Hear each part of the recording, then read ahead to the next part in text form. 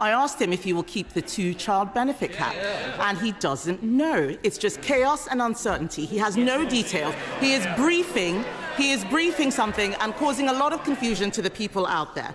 How did we get here? 1 week it's pensioners left to freeze. The next, it's children punished for being born. And through it all, a Prime Minister who can't answer a single straight question without flipping through a folder and dodging the facts like his life depends on it. While millions of Brits brace for a brutal winter, with energy bills soaring and benefits slashed, what's happening inside Westminster? Performances, deflections, and a government so out of touch, it doesn't even realise when winter begins, until it's trending on Twitter. This isn't leadership. This is chaos, manufactured at the top and paid for by the bottom. Pensioners left without winter fuel payments. Parents punished under a two-child benefit cap. Steelworkers staring down 25% tariffs while the PM grins about trade deals that evaporate the moment he mentions them. And when the opposition dares to ask, who's paying for all this chaos? He dodges, deflects, and throws out Kremlin conspiracies like it's Prime Minister's questions or a Netflix drama. But make no mistake, this isn't a show. This is real life for millions of British citizens watching their futures traded away for political survival. I have said that we're going to do things differently. We're going to tell the truth, even when they are hard truths.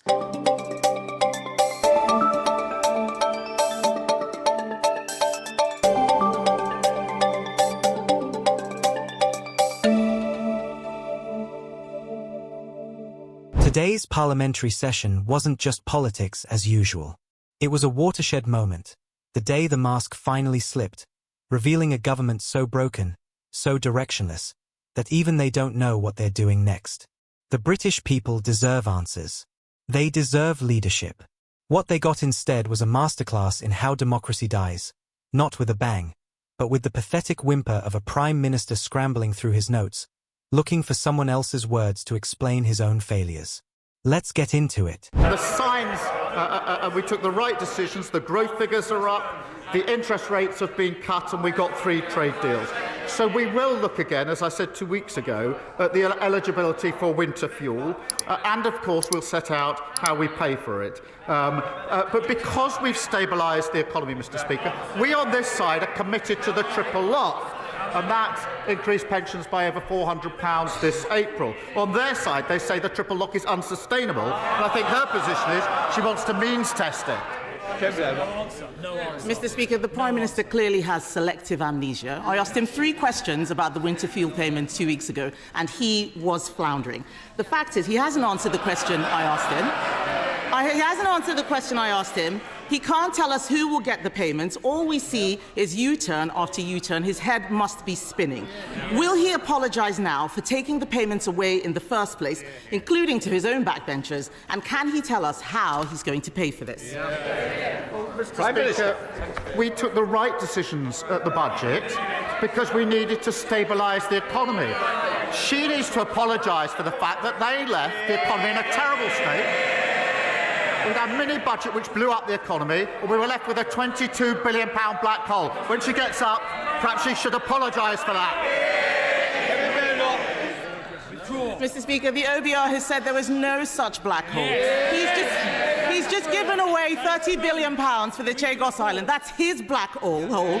He hasn't stabilised the economy. Borrowing prices are higher now than any time in the last Parliament. He has not stabilised the economy. He has no clear answers on what he's doing. It's just chaos, chaos, chaos. He keeps making announcements with no detail. So let's move to another area of confusion. Can we get a simple answer? Will the government keep the two-child benefit cap? Prime Minister. Mr. Speaker, I'm absolutely determined that we will drive down child poverty. That's one of the proudest things of the last Labour government. That's why we've got a task force. That's why we've got a strategy, and we'll set out that strategy in due course. But we drive child poverty down. Under them, poverty always goes up. I didn't ask him about a task force. I asked him if he will keep the two-child benefit cap, and he doesn't know. It's just chaos and uncertainty. He has no details. He is briefing something and causing a lot of confusion to the people out there. But on that two-child benefit cap, Mr. Speaker, I'll tell him this. I believe in family. but I also believe in fairness. Yes. On this side of the House, we believe that people on benefits should have to make the same choices on having children as everyone else. Yes. What does the Prime Minister believe? Mr. Speaker, I believe profoundly in driving down poverty and child poverty. That's why we'll put a strategy in place. But she talks about head spinning. There's only one leader, Mr. Speaker, who's been praised this week by the Russian embassy. And if she carries on echoing Kremlin talking points like this, Reform are going to be sending her an application form for membership. Mr. Speaker, I asked the Prime Minister what he believes in. He had to look in his folder to find the answer. His MPs behind him know what they believe in. He doesn't know. Mr. Speaker, he has been in government for nearly a year. It's only going to get harder. Yes. He's been in government only a year. It's only going to get harder and harder. The canned forced laughter, the planted questions, all of this is going to disappear because at every single point, things are getting worse. He has to ask Morgan McSweeney what it is that he believes in. But the fact is that chaos is being felt in the economy. The Chancellor said she would not be coming back with new tax rises, but she will have to pay for all of these U-turns which she's announcing out there, isn't she? Prime Minister. Mr. Speaker, I'm going to look in my folder because here I've got the quote that she had on Sky News. I will read it. Thank you. It's what the Leader of the Opposition says. It's worth listening to. What she said was this. Sky News, Mr. Speaker, Israel is fighting a proxy war on behalf of the United Kingdom, just like Ukraine is on behalf of Western Europe against Russia. Well, that was certainly noticed in the Russian embassy because they put out a statement saying the Leader of the Opposition has finally called a spade a spade. Ukraine is indeed fighting a proxy war against Russia on behalf of Western interests. And they went on to say the illegitimate Kyiv regime, created, financed and armed by the West, has been at it since 2014. So they endorse, they want the detail. I've given the quote. That's what Russia said in response. She asked me what I believe in. I believe in standing by Ukraine and calling out Russia as the aggressor. Mr. Speaker, it was our government that stood behind Ukraine and led the way in Europe. Everything he has said this afternoon is total nonsense. Obfuscation, avoiding the question. He doesn't have any answers. It's disgraceful. I asked him, Mr. Speaker, about the two-child benefit cap. He's talking about the Kremlin. He's saying everything he can to distract from the mess he is making of our economy. The OECD has downgraded growth for the next 2 years. He can't rule out tax rises. The police chiefs are saying they don't have the money they need to keep the public safe. Just as he's releasing more criminals onto the streets. His cabinet are squabbling with each other. They've said that they've lost control of the borders, but he still managed, Mr. Speaker, to find £30 billion to give away the Chagos Islands. This is total and utter chaos. 2 weeks ago, he was crowing about his historic trade deal and how he got 0% tariffs on steel.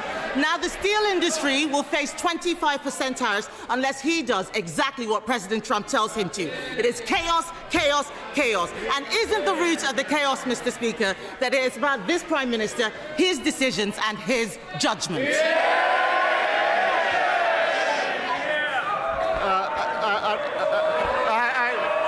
The only advice, Mr. Speaker, she gets up on a Wednesday morning, scrolls through social media, never does anything. We're the only country in the world that isn't paying the 50% tax on steel. And we're working in the West, and that will be coming down. We are working on it to bring it down to zero. That is going to happen. Order. Please. Let's listen to the answer, even if you don't believe you're getting one. It is how the Prime Minister wishes to. What did she opposes the US deal. She opposes the India deal. she opposes what we're doing with the EU, and she opposes Diego Garcia. That's a vital intelligence and strategic capability. Absolutely clear that legal uncertainty would compromise that capability in a very short time. No responsible Prime Minister would ever let that happen. We have secured the long-term basis for the base. That has been welcomed by, Mr. Speaker, welcomed by the US, NATO, Australia, New Zealand, India. They're our allies. It's been opposed by our adversaries, Russia, China and Iran. And into that column we have reform, presumably following Putin, and the Tories following reform. If this information matters to you, if you believe in true democracy and transparency, then like this video, subscribe to this channel, and share this breaking report with everyone you know. The power to protect Britain's future lies with an informed public.